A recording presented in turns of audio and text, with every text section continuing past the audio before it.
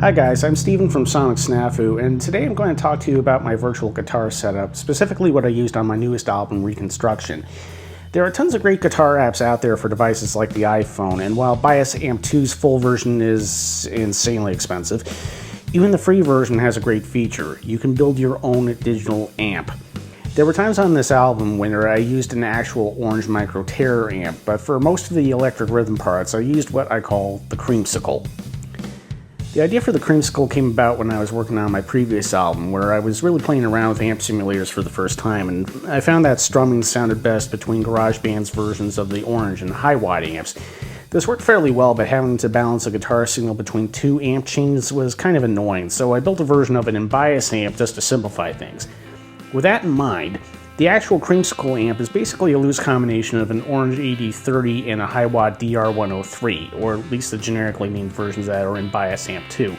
What this means is that the bulk of it is based on Bias's British Rock 50 model, which is their version of the orange, but some components are swapped out for the Highway model, like the EL34 tubes on the power amp circuit, the British transformer, and finally the virtual speaker cabinet.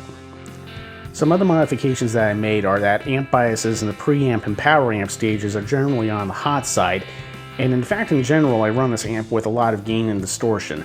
That's because the Creamsicle is designed to be a heavy rhythm amp, so to streamline the signal chain, I've done everything I can to make the amp itself do all the work and not have to use pedals for overdrive. This brings me to a very key issue for those who are justifiably wary of the full program's price tag. The free version can't properly save presets, so you can't export them into Bias Effects to add pedals before tying it all into GarageBand.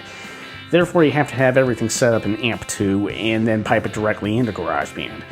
That being said, if you want to use pedals, you can try keeping the gain settings low or medium, recording the part into GarageBand, and then copying it into a new track with a clean amp already built into the program. It will be slightly altered by the amp itself, but you can still experiment with pedals and see what you can come up with. Maybe something like this.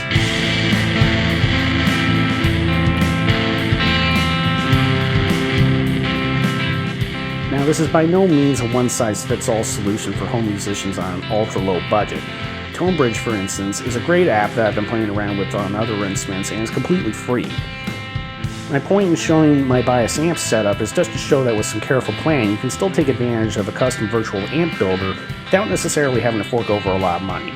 Give it a go and find what works for you. Take care for now.